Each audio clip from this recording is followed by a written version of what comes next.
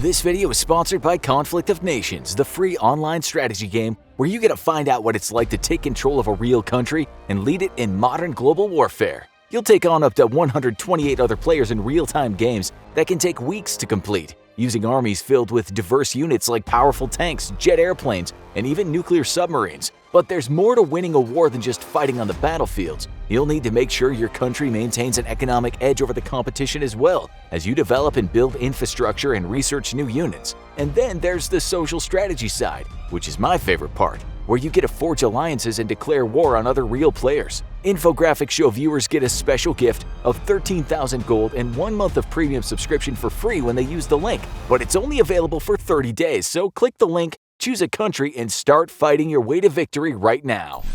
Amongst all the suffering and pandemonium of its final week, why does a single battle in a small Austrian village stand out against the horror and heroism of World War II, and is remembered today as the strangest battle of the war? The strangest battle of World War II took place at Castle Eiter in the Austrian Alps. This castle is located in the idyllic Brixental Valley. Its original grounds were used as a fort since the 13th century. However, the building that still stands today was constructed during the 1870s and utilized as a private residence. After Germany annexed Austria, the castle was leased by the Austrian government to the Nazi government as a retreat for high-ranking German officials. That all changed in February of 1943 when Heinrich Himmler himself wanted to acquire more property to house high-ranking political prisoners he deemed valuable to the Nazi regime. By March of 1943, the castle was officially annexed and taken under the administration of the infamous Dachau concentration camp as one of its 197 satellite camps under the command of SS Captain Sebastian Wimmer. The castle was soon home to several dozen high-ranking French political prisoners. Among them was the former president of France, Albert Lebrun, former prime ministers Edouard Daladier and Paul Renaud, generals Maxime Weygand and Maurice Gamelin, and even tennis star Jean Bourroutra. How all these people ended up here was generally either their refusal to participate in the Vichy government, such as the case of tennis star Bourroutra, or they had fallen out of favor with the Germans as the war progressively turned against them. Among these high-ranking French political prisoners were also a smattering of Italian and Yugoslav prisoners, to include a high-ranking communist partisan named Zvonimir Kusovic, also known as Andre, who would become very important later on in our story. Life at the castle, though restrictive, was still quite posh compared to the existence shared by those imprisoned at the main Dachau camp.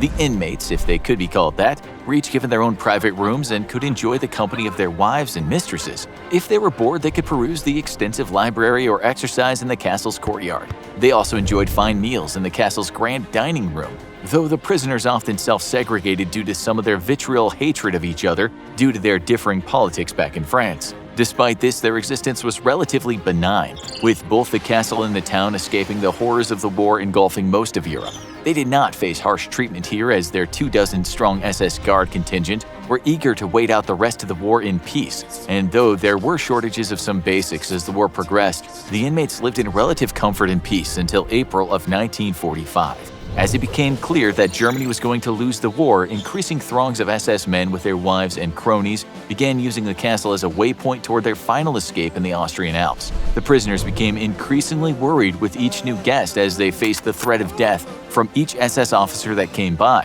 While they were never actually harmed, the threat was all too real. After the death of the commandant of Dachau and the approach of the American army, Captain Wimmer and his men fled the castle to avoid being captured, hoping to fade into obscurity with the increasing throngs of German POWs being captured each day. Once the Germans had abandoned the castle, the prisoners were left to fend for themselves. Though they could have arguably waited out the rest of the war doing nothing, that was not really an option given the roving remnants of the 17th Waffen-SS Panzergrenadier Division, who were actively fighting against Austrian partisans as well as shooting any Germans that they found surrendering. Deciding that taking up arms was a better option, the inmates seized the few guns the Germans had left, and Andre left to go get help of the nearest American unit.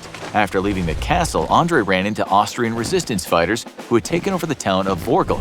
After speaking with the fighters of their plight, they took him to their leader, a German army officer named Major Josef Gangl. Major Gangl had been a career army officer. After enlisting in the German army in 1929, he rose through the ranks in the artillery, eventually earning his commission and seeing extensive action on the Eastern Front, where he was awarded several awards for bravery. After being promoted several times and teaching new officers at artillery school, he was given command of the Nebelwerfer Artillery Regiment and sent to the Western Front. Here, he saw extensive action in Normandy, the Falanese Pocket, Battle of the Bulge, and with the defense of Germany. After months of hard fighting, his unit had largely been destroyed, with the remaining survivors converted into infantrymen and a battle group formed from other units. However, Major Gongol knew the war was at its end, and he refused to see anyone else needlessly suffer for the dreams of a dead despot.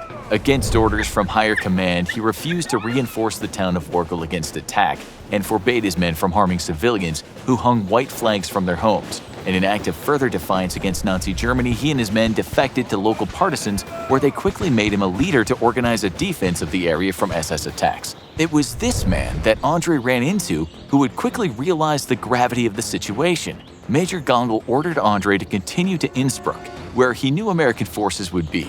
He then left in his staff car and headed toward the town of Kufstein, about 13 miles away, where he had gotten reports that an advanced patrol of Americans had just arrived. Upon reaching the town, Gongol was quickly given an audience at the 23rd Tank Battalion's command post. After hearing his story and conversing with the elements of the 103rd Infantry Division, whom Andre had been able to speak with as well, a grand relief force was established. The command of the relief force was assigned to 1st Lieutenant Jack Lee.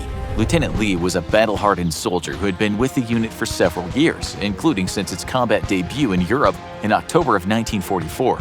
Known as a hard charger and a mini Patton, he was the perfect officer to lead the relief effort.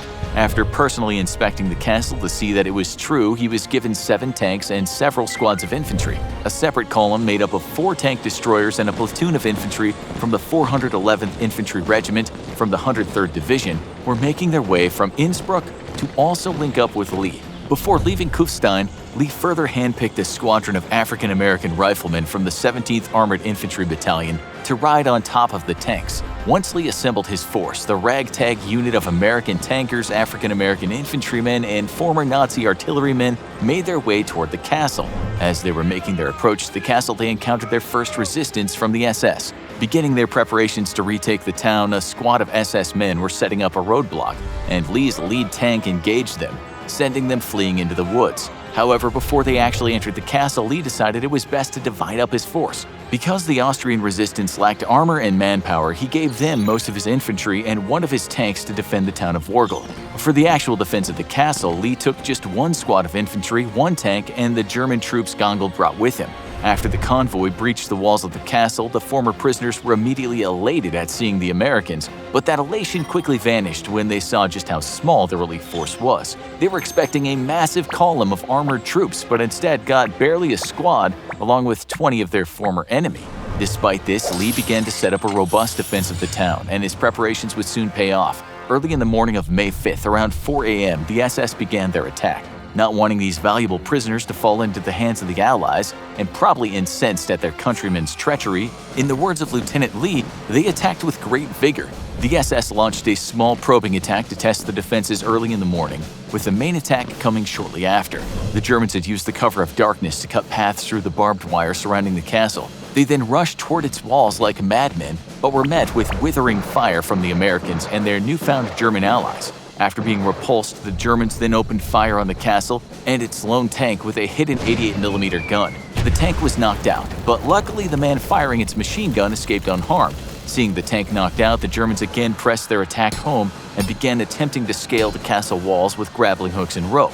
Seeing the desperate plight of their rescuers, some of the former French prisoners wanted to take up arms to repel the SS. As the fighting raged on, the defenders began to run dangerously low on ammunition. Lee knew that he must keep the SS away from the castle's interior, where they would hold the best vantage point. In order to do this, he had to find and silence the 88 that was wreaking havoc on his positions and pinning the defenders down. Lee and Gongol clambered to the roof of the castle to find where the gun was firing from. It was here that the vaunted Major Gongol, who had survived 6 years of war and countless battles, was felled by a sniper's bullet. Though saddened, the Americans, their German allies, and the French prisoners continued fighting on. As the battle wore on, the defenders were running incredibly low on ammunition. At one point, Lee thought it would have been best to retreat toward the inner keep of the castle and let the SS men pour slowly in so they could pick them off easier. They would also be able to use their bayonets if it came down to it. Luckily for the defenders, that would not be the case. Just as Lee was radioing back to his superiors again about the plight of his situation, he began to hear the crackle of machine gun fire.